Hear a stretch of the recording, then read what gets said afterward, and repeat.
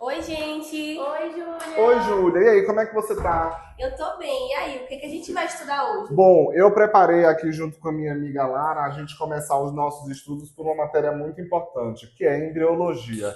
E hoje a gente vai ver uma patologia clínica, que é a polimiosite. Nossa, eu já ouvi falar sobre ela. Eu vi que ela é uma doença autoimune. Exatamente. A polimiosite ela é caracterizada como miopatias inflamatórias idiopáticas, ou seja, quando o nosso próprio sistema imunológico reconhece o músculo como um invasor. Isso pode causar no nosso paciente dificuldades simples, como subir escadas, levantar os braços, e com o tempo pode causar também dor e afetar órgãos. Além disso, ela é uma doença que não tem cura. E ela é tratada ao longo do tempo. Agora, eu acho interessante a gente começar a ver um vídeo, né, falando sobre, né? Pode ser. Vamos.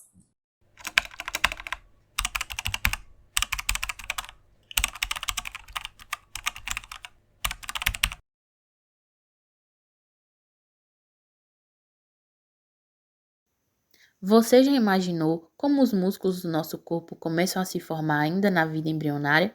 No vídeo de hoje vamos descobrir juntos como os músculos esqueléticos se desenvolvem desde as primeiras células até a formação da musculatura, que nos permitem andar, correr e até O sorrir. músculo esquelético é aquele músculo que controlamos voluntariamente.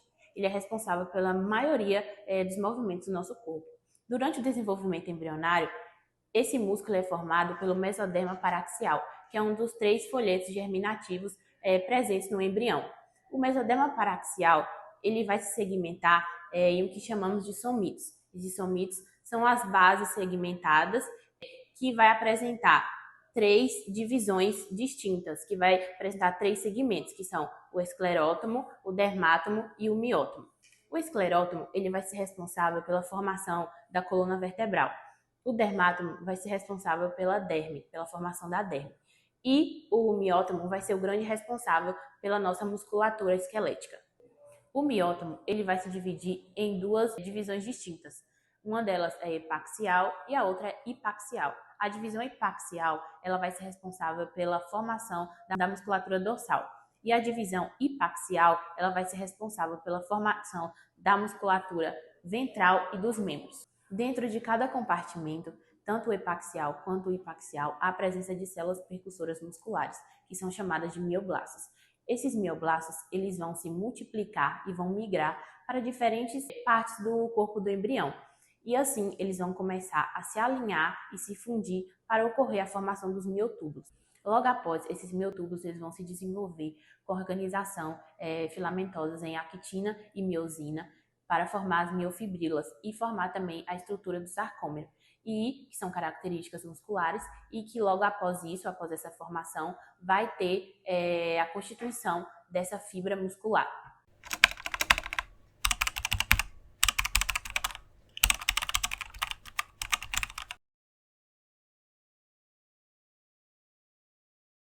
Bom dia, gente, tudo bem? Meu nome é João Gabriel e hoje eu vou estar aqui apresentando para vocês um pouco sobre a regulação genética do desenvolvimento muscular. Roda a vinheta.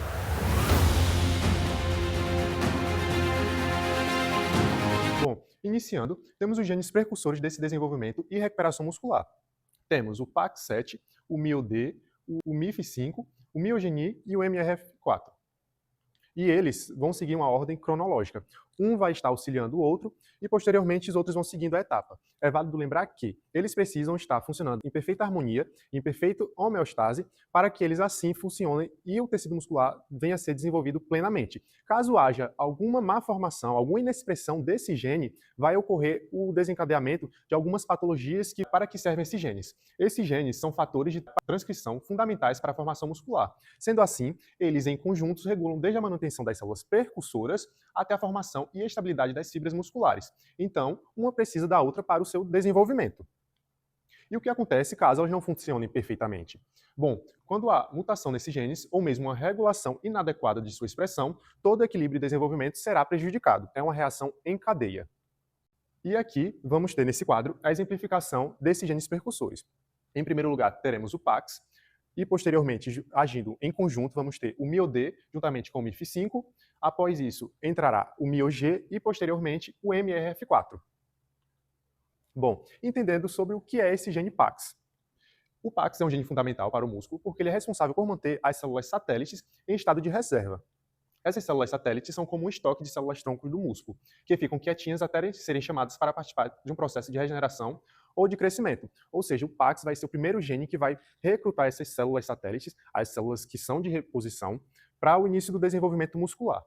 Posteriormente, e agindo simultaneamente, será o MIF5 juntamente com o MIOD. E aí eles vão agir em conjunto. Esse MIF5, ele é um dos primeiros ativados no processo da miogênese. Ele age como marcador inicial dessas células percussoras musculares, ajudando a direcionar essas células para a linhagem muscular. Ou seja, enquanto o PAX ele vai recrutar essas células, o MIF5 ele vai direcioná-las para que elas se transformem em as células de linhagem muscular.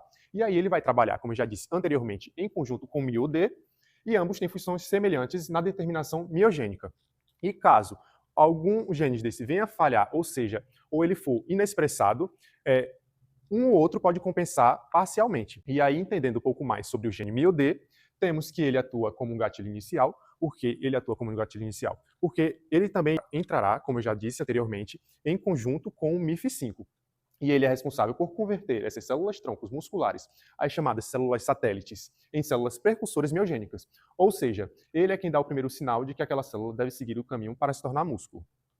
Posteriormente, entrará o miogenin ou a miogenina. E ele entra nesse segundo momento, direcionando essas células percussoras para a diferenciação terminal, permitindo que elas se fundam e formem as fibras musculares maduras. Sem a ação adequada do miogenin, as fibras não se estruturam de uma forma funcional.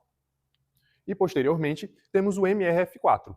Este é fundamental para a manutenção e maturação dessas fibras. Ele garante que a arquitetura do tecido muscular seja preservada ao longo da vida, participando tanto da estabilidade estrutural quanto da capacidade adaptativa do músculo.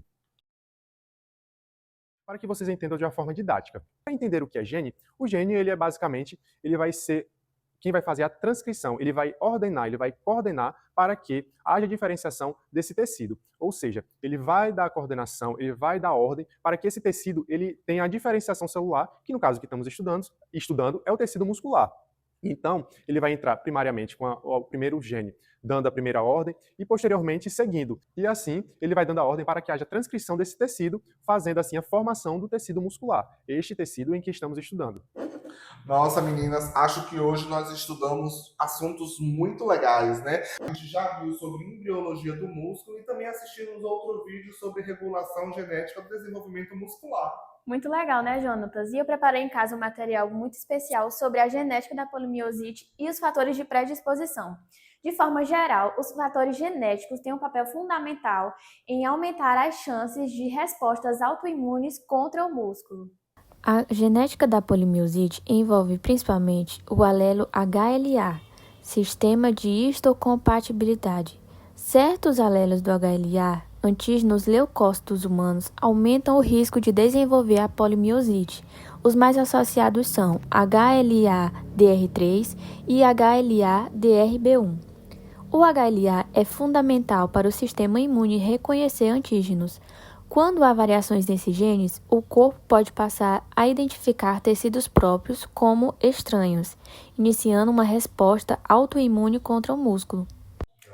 Muito legal, né, gente? E agora, o que vocês acham da gente ver um vídeo resumindo embriologia, genética e a polimiosite? Acho uma excelente ideia. Inclusive, deixa eu pesquisar aqui, eu sei que tem um vídeo muito interessante de Elaine. Vocês já ouviram falar? Sim, sim.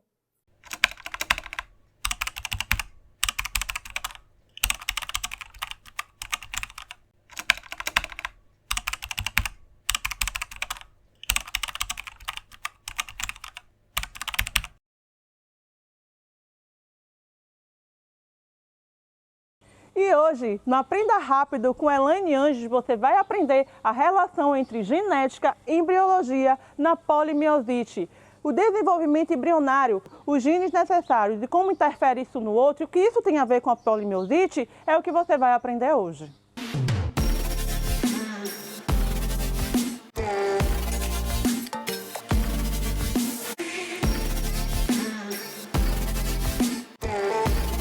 Durante o desenvolvimento embrionário, o mesoderma paraxial dá origem aos somitos.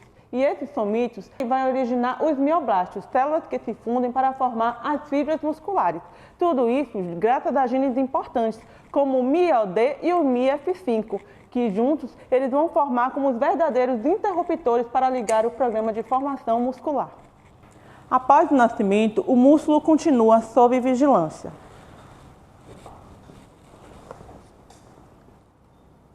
As células satélites vão informar sempre que há uma lesão. O sistema HLA vai nos ajudar a reconhecer que as proteínas musculares são nossas e não nossas inimigas. Mas na polimiosite, esse equilíbrio se quebra. O sistema imunológico perde a tolerância e os linfócitos CD8+, eles atacam as fibras musculares como se fossem invasores. E o resultado? Destruição das fibras musculares e perda progressiva da força, principalmente nos músculos próximos do tronco. Em outras palavras, a polimiosite é a quebra do elo entre genética, imunidade e embriologia. O que deveria formar e proteger o músculo acaba sendo a causa de sua própria destruição. Percebe como eles se conectam? Afinal, ciência é conexão. Júlia, acho que hoje a gente aprendeu bastante, não foi? Pois é, né? A polimiosite é um ótimo exemplo de como tudo está conectado, né? Desde o processo de formação dos músculos no desenvolvimento embrionário, passando pelos genes que vão organizar tudo, e também o nosso sistema imunológico, que deveria proteger as nossas fibras. Quando um desses processos falha, o que deveria proteger os nossos músculos acaba atacando eles. Por isso que é muito importante que a gente entenda essa relação entre embriologia, genética e imunidade. Bom, acho que depois de tudo isso, por hoje já deu. Sim.